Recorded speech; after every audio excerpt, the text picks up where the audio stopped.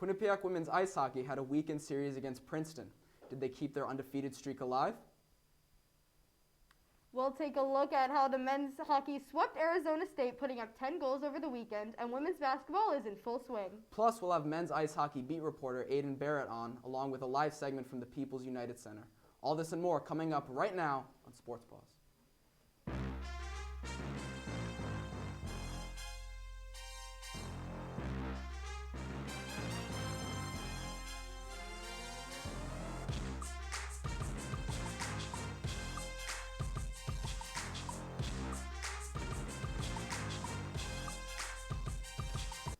Good evening and welcome to tonight's edition of Sports Paws. I'm Kaylin Terry. And I'm Ben Yergin.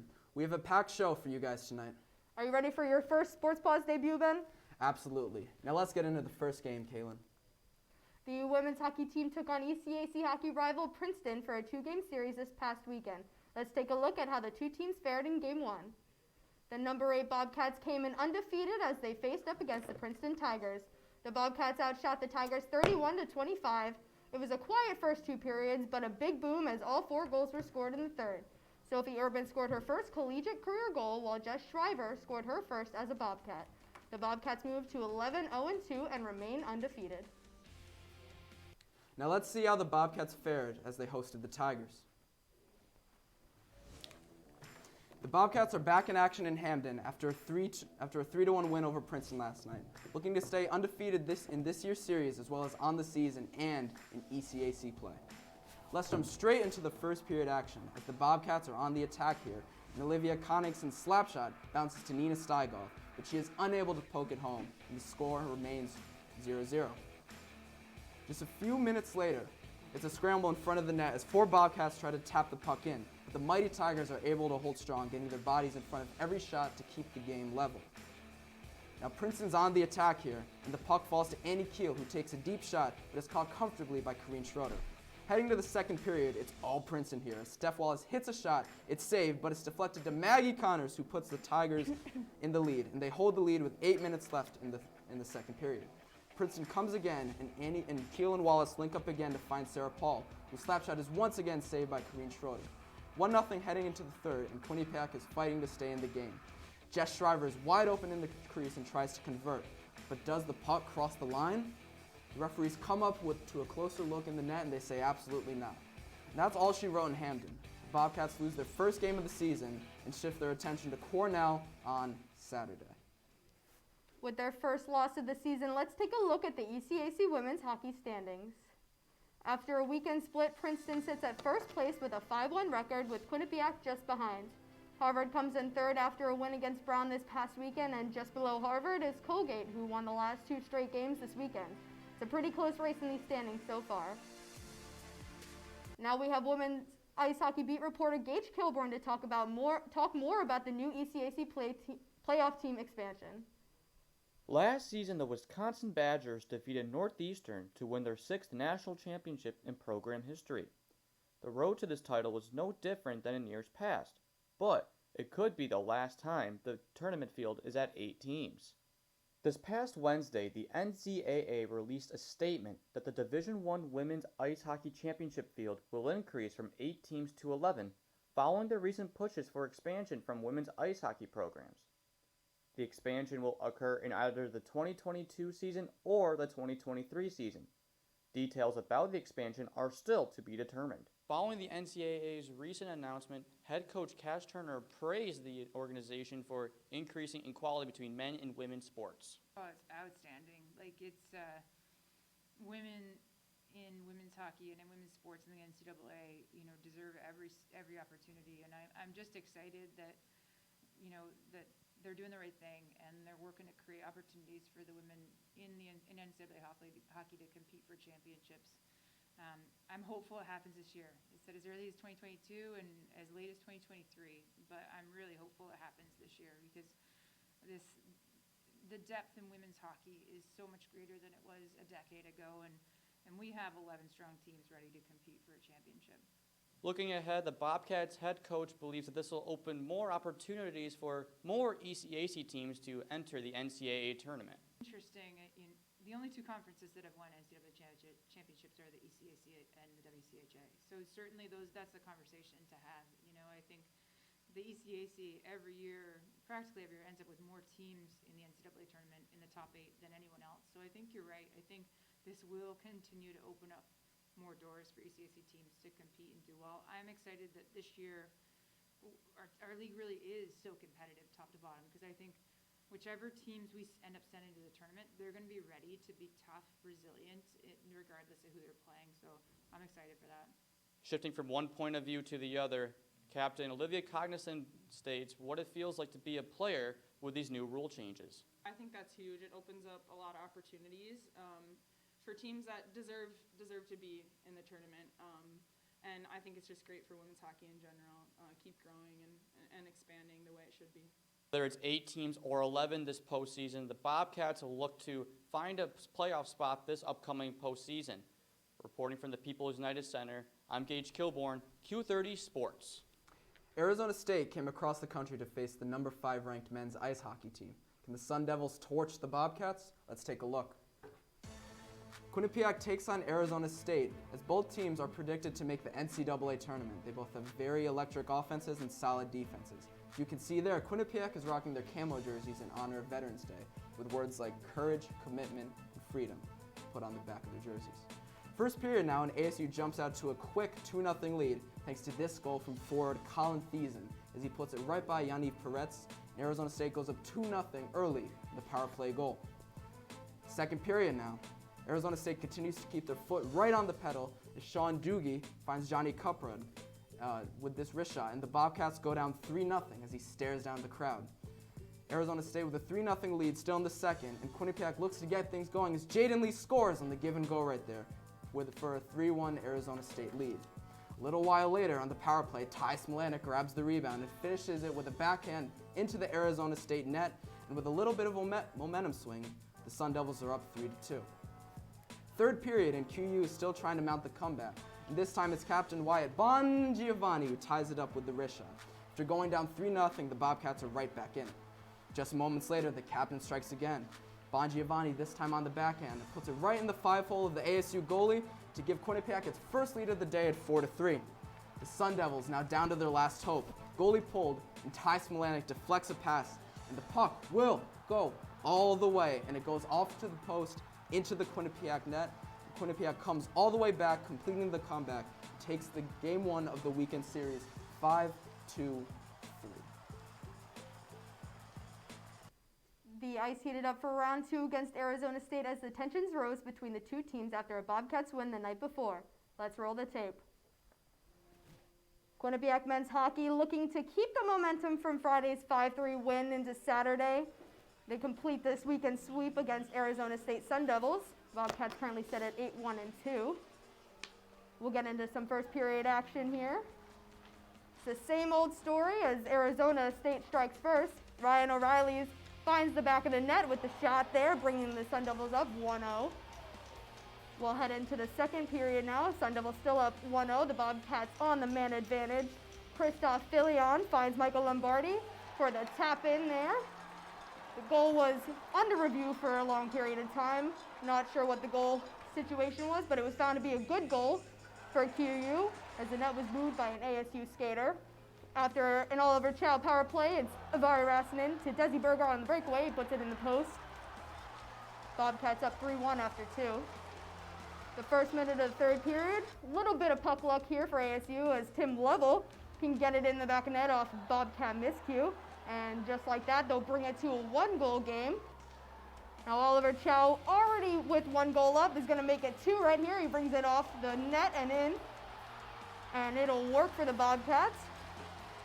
And they will win it here, 5-3, as Oliver Chow is going to put it back in for his third of the game off an empty netter. They'll win it 5-2.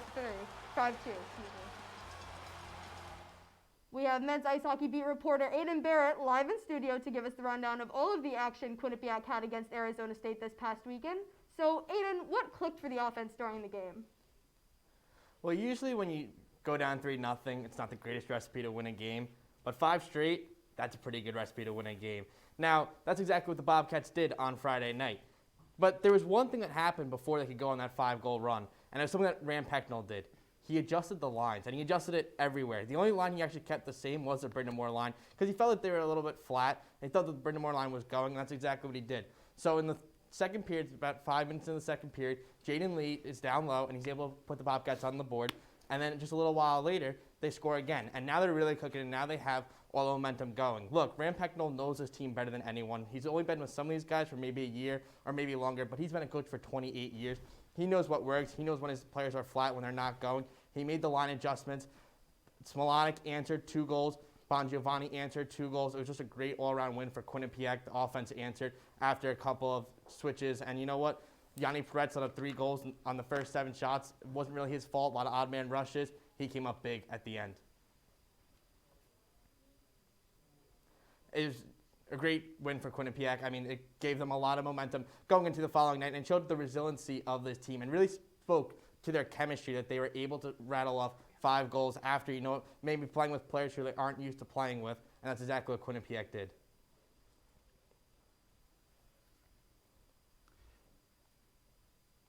Aiden, how did the defense step up in the second game? Well, in game 1, they had a little bit of a problem in the neutral zone. If you look back, all 3 goals scored by Arizona State was either a turnover or a breakdown in the neutral zone. Game 2, that didn't happen as much. And that's exactly what they did. They cleaned things up in game 1, and they brought that into game 2. They cleaned up the neutral zone, and that allowed for the Bobcats to have less odd man rushes. You saw in the first game that first goal, or that second goal that ASU scored, it was a breakaway as they turned it over in the neutral zone. Metso was able to get back, but they still were not able to get completely back. They turned it over in front of the net. So every single goal started in the neutral zone. They were able to clean up the neutral zone, and also the adjustments made to the lines helped a lot. And they were able to outshoot the other team 54-17. I'm a big believer in your best defense is offense. With an aggressive defense, they were able to keep the puck hemmed into the Arizona State zone, really giving them trouble on the breakout, and that's exactly what Quinnipiac did. They outshot them and they outscored them. It was a great win for the Bobcats. How can they continue this momentum against their upcoming ECAC hockey matchups, Aiden? Well, so far, all they've played so far is Yale and Brown, and they've outscored them 4-0. Look, they sit 7th in the conference, but that's only because they've only played 2 conference games. Them and Providence are the only 2 teams who are still unbeaten. They're both 2-0. I expect that to change as next 20 of their next 23 games are all in conference games, and I expect them to win a good amount. Now, we saw last year there's only 4 teams, but they were the best team, and even though they didn't win it all, the ECAC Conference Championship game, they were the best team of all those teams. I mean, you look down every single stat category, they were number 1, and it wasn't even close. So I expect the Bobcats to do a really good job and finish pretty high in the conference standings this year. Thank you, Aiden. Now let's look at how the Bobcats sit in the ECAC standings. Topping the conference standings is the Harvard Crimson, standing at 3-1-1 in conference play. Rounding out the top 5 is RPI, Cornell, Union, and Dartmouth. Right above Quinnipiac at 6th is the Princeton Tigers, and sitting at 7th is the Bobcats with a 2-0 conference record and 9-1-2 overall record. Last but certainly not least, Clarkson comes in at 8th with a 2-2 record in ECAC play. From the ice to the hardwood, Quinnipiac women's basketball began their season on the road at Fordham. Let's see how they played. The Bobcats lost to the Rams 79-71 in overtime this past Tuesday for both of their season openers. Quinnipiac's leading scorers were who else but the trio of Mackenzie DeWeese, Michaela Morris, and Rose Cavalry. The Bobcats out-rebounded Fordham 36-28 and tallied more assists 15-11. However, the Bobcats amassed more turnovers than the Rams 23-13, which led directly to their loss. We'll stick to the hardwood as the women's basketball team took on Central Connecticut State University. Let's watch the action. The women's basketball team were looking for their first win after dropping their season opener to Fordham in overtime. Get a little hype up here from the team as they get ready to take on CCSU. We'll head into the first half here. Kutiera Haywood gets it to defender Mackenzie DeWeese for the layup, and she gets it in. CCSU possession. Mackenzie DeWeese with the steal here. We'll bring it back down for her second layup and put some more points on for the Bobcats. CCSU possession. Ashley Baruch tosses it to Belle Lanphier. She gets it up and in there. And then a save right here by DeWeese will bring it back in for Rose Caverly, and she'll make her way down and into the basket here. She'll get it up and in and gets a foul call on that as well. And we got Eden Niblink. She'll cross on over and we'll have Amani Free in the middle for the drive here. Then we'll have Eden Niblink crossover. She'll get the 3 up and swoosh, it's in. At the buzzer, Quinnipiac leads 36 to 32 in halftime. DeWeese over to Morris. Morris will go up, layup and in. Now got Kata Almeida. She'll plant, shoot, and go for the 3, and that's a swoosh and in. Quinnipiac starting to run away with this one here as Haley Smith gets a 3 of her own. Up and in, there it is. DeWeese with another steal right there to get in another layup for the Bobcats. They're just going off here. The Bobcats will win it 79 to 50. Head coach Trisha Fabry is proud of her team's approach throughout the game. Anytime you can go on the road and get a win is really good. And I think we're really testing ourselves. So they trusted their preparation and what we're trying to do on a daily basis with, our style and execution. And today we took a big step forward, especially out of the locker room. Great to get the first win. I've traditionally said the 2 most difficult wins to get of any season are your first wins and the semifinal win in a tournament. So excited to get one. Everyone can really settle down, exhale. Hard-fought win. Coming up next on Sports Paws, men's basketball takes on Maryland on the road. We'll take a peek at the MAC tournament bracket. Stick around.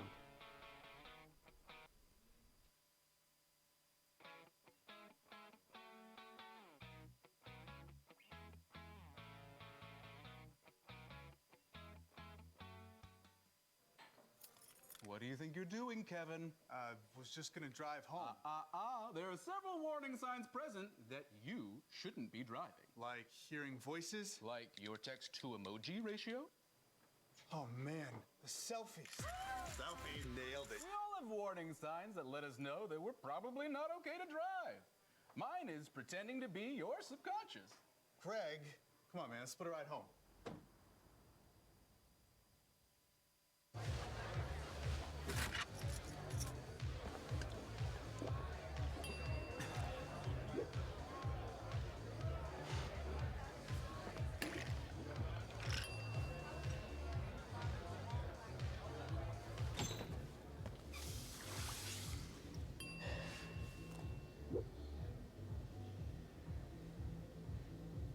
If you need to do something to feel okay to drive, you're not okay to drive.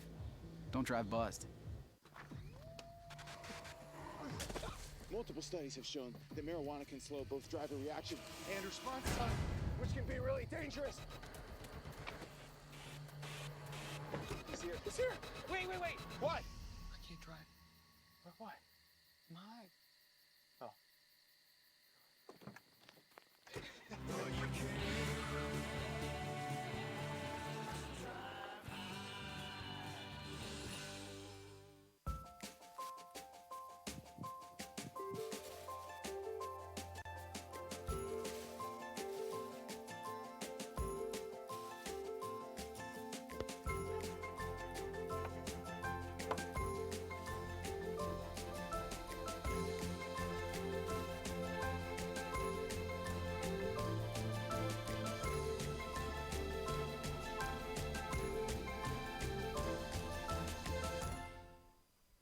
Welcome back to Sports Paws. Thanks for sticking around. Bouncing into a new season, Quinnipiac men's basketball traveled to Maryland to take on the number 21 ranked Terrapins. Let's see if they could pull off the upset. Roll the tape.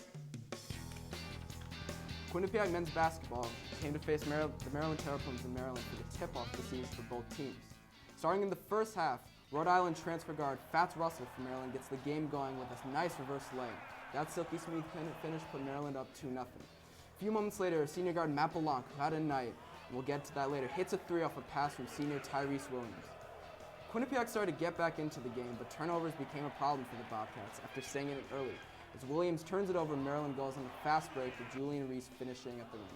You've seen this place all over the internet, but Blanc gets the steal, and with Russell right in front of him, slams it down all over him. We'll show that again and slow it down from the side angle, and you can see just why it was second on the SportsCenter top 10 plays. A monster jam there from Blanc as Maryland is up 26-14. Turnovers, though, kept plaguing the Bobcats, and Maryland gets a highlight of their own with a turnover from Jamal Riggins, which leads to an alley-oop from Ian Martinez to Donta Scott. We'll slow that down, too, and now Maryland has all the momentum going into the half, leading 41-25. Second half action beginning, and to start the second half, Maryland started attacking from the inside. With Georgetown transfer Qudus Wuhab, they fed him inside, and he finished the night with 17 points, as you see him posting up against Rigoni. However, the team started going back and forth. Now time to show off Matt Blanc after that highlight, as he'll hit some tough contested jumpers here, and he finished the night with a career-high 25 points. A few minutes later, Tyrese Williams finishes with a tough layup around the rim, and he finished with 19 total points on the night. But with Maryland still a big, preseason Wooden Award nominee Eric Ayala and Karl Malone preseason nominee Donta Scott hit two big threes to help Maryland pull away. The Terrapins would go on to win 83-69 as Maryland starts the season 1-0 and Quinnipiac starts 0-1. After a tough loss to Maryland, the team took on Western New England on Friday night. Let's see how they did. After 621 days of no fans, fans were finally allowed in the Lender Court. Western New England kept it close to start, leading 17-15, but Quinnipiac took off in a 24-0 run as we start the first half action here. The defense from Taimu Shenry with the block. In the very next play, Kevin Marfo bringing it back up to Matt Blanc for the three, and he drills it in. Here's Matt Blanc again, this time getting the feed from Desi Jones for the alley-oop lay-in. We'll see a very similar play just after this one, but first, Taimu Shenry for more defensive action there with the block. Taimu Shenry do it on offense too as he gets the steal and he slams it down. We'll watch it here again, watch him grab it, and he's up and in. We'll head to some second half action here. The Bobcats really running away with it at this moment with Brennan Martin getting some minutes in here for the Bobcats. Spins around, some quick feet moves here. He'll find J.J. Riggins for the three and he sinks it in. Hitting his first career three-pointer. Bobcats win it 103-52. Coming off the 50-point win against Western New England, the Bobcats took on Holy Cross tonight, and we have Eric Kerr and John Surratt live at the People's United Center to give us the recap of the game.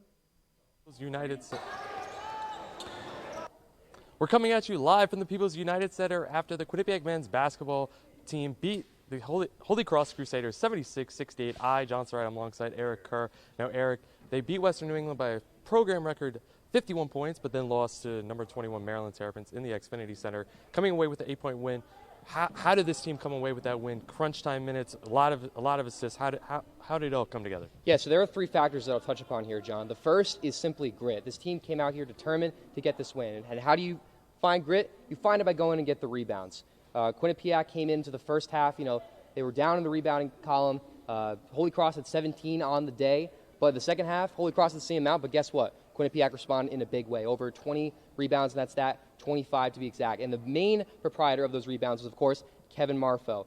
He led the team in that stat today with 14 on the day. More points in that area, too. And John, I know we talked about this earlier. You said a triple-double watch potentially for Kevin Marfo. Well, he almost had that. 14 rebounds, 12 points, and 7 assists, just 3 shy from that triple-double. Getting to those assists as well, it was the whole team really making those passes. They out-assisted Holy Cross 22-6 today.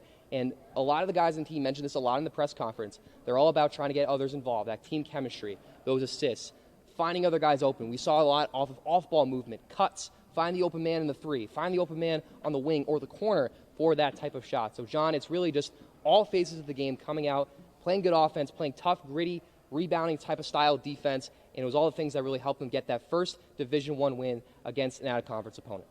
Well, got it from Eric there. That's how Quinnipiac won 76-68 tonight at the People's United Center. We'll send it back to the studio with Ben Yergin and Kaylin Terry right now. Thanks, guys. When we come back, we'll talk all things cross-country and track and field. Stay tuned.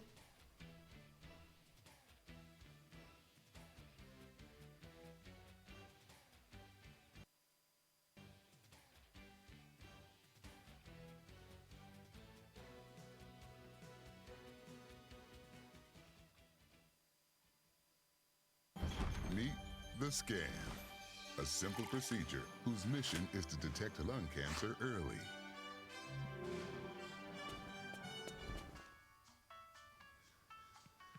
I'm here to save you. But I feel fine. That's great, but you may still be at high risk for lung cancer. Oh man, that's a new fence. If you smoke, early detection could save your life. Learn more at savedbythescan.org. I think it's just vapor with flavor. It won't hurt my kid like cigarettes, right? Vaping is safer than smoking, isn't it? There's really not even that much nicotine in them, right? My kid? My kid knows it's dangerous. Get your head out of the cloud. Today, nearly 8,000 kids will start vaping, maybe even yours. Learn about the dangers at talkaboutvaping.org. Honey, what I think you need is a socket wrench. I played JV basketball. I'm sorry. I don't think it looks right. This is good, and it's all good, baby. Is it really all good?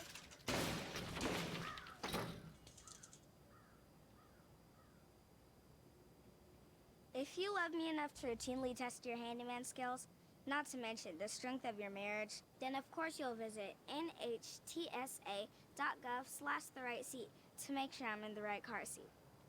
I'm gonna call my dad. Maybe you can make retirement happen. After all, you made home ownership happen. Homeschooling yourself on loans, beefing up your credit score. So I'm pre-approved. You were like, yes! Sorry. Color coding listings, ticking boxes, and flushing every toilet in a 20-mile radius. Home sweet home.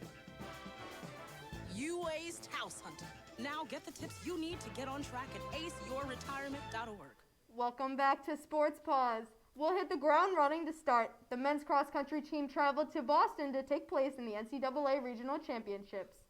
The team finished their final meet of the season on Friday morning. The Bobcats came in 29th out of 35 teams. Cam Starr led the team, taking the 145th spot and a time of 33:43. And Kevin Carballo followed shortly behind Iona's. Ihab El Asindali won the entire meet with a 30:03 time. Now onto the women's team. Let's take a look at how they fared in Boston. Emily Young placed first for the Bobcats, 31st overall, with a 21-minute, 29-second time. Second for the Bobcats and 46th overall is Liv DiStefano, who clocked in 16 seconds behind Young at 21:47. Going down the rankings a bit, at 91st overall and third for the Bobcats is Alessandra Safina, who crossed the finish line 22 minutes and 30 seconds into the race. At fourth for Quinnipiac is grad student Amanda Carlson. Quinnipiac's Matt Belanc had himself a game against Maryland. He notched a spot on SportsCenter top 10 for a slam dunk over Fats Russell. This posterizer was one for the books. Let's roll it. Number 2. Matt Belanc with the steal. Takes it down. Get you a man that does both, because he puts him on a poster. Belanc all over his defender in the face. Maryland would win. That don't feel good. Now let's get into top 5. Kaylin, I'll take the odds, you take the evens. Sounds pretty good. Let's roll it. Coming in at play number 5, it's Quinnipiac women's ice hockey facing off against Princeton. Second period action, Bobcat goalie Corrine Schroeder makes a beautiful blocker save on this slap shot to keep the game even at 0. Here's play number 4 with Quinnipiac men's hockey against Arizona State. Bobcats on the power play. Beautiful line from Michael Lombardi, finishes it off in front of the net. It was initially waived, but after further review, it's good for the Bobcats. Play number 3, Quinnipiac women's basketball facing off against Central Connecticut. Haley Smith dishes it out into the corner, and the ball gets swung all the way back up to the top of the key for a Kat Almeida three-pointer. On to play number 2, it's the first game of Quinnipiac and Arizona doubleheader. Wyatt Bongiovanni carries the puck into the Sun Devil zone and rifles it past Arizona State goalie. This was Bongiovanni's first of 2 that day. Play number 1, no surprise, it's Matt Belanc's poster as he gets the steal and transition and takes the elevator to the top floor to throw it down all over Fat Russell of Maryland. Let's take a slowed back look at Belanc's jam one more time from the side angle. Well, that's all that we have for tonight. Stay up to date with everything Q30 on our website, q30tv.com, and download our app on the App Store. For Ben Jurgen, I'm Kaylin Terry. Good night, Bobcats.